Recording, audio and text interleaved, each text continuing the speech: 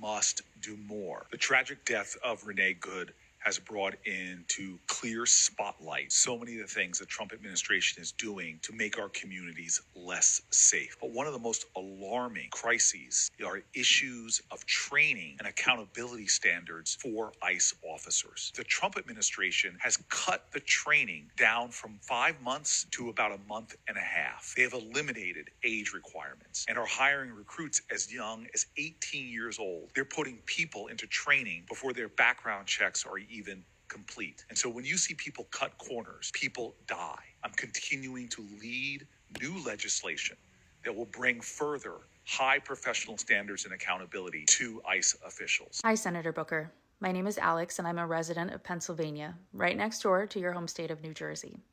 Online, people know me as Total Hypocrisy. It started right here on TikTok as a community for people to come together and have great discourse about what is going on in the world around them, and especially right here at home in our country. We've had great discussions, the parallels between history and today, what it looks like for a bill to move through Congress, and we've even talked about checks and balances, the roles of all three branches of government. The American people are doing more.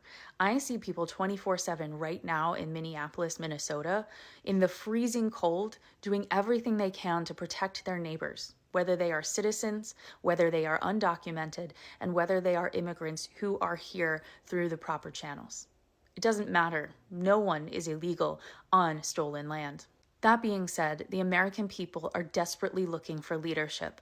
As someone who has built an audience, people often turn to me or other creators who are here. There are hundreds of us, and none of us really have an answer because there's only so much we can do as everyday Americans. That's what it boils down to. So I'm asking for your help. I am asking for the help of your colleagues. I am asking you to use your voice. I'm here to use my platform to educate people about what you can do to help us, but also to make that plea with you. See, you have power that so many of us don't. You're a U.S. Senator. And as I understand it, forgive me for using some notes, the funding deadline is coming up, January 30th. January 30th is very near. And at this point, the Senate, including you, have only passed 6 out of 12 of those appropriation bills.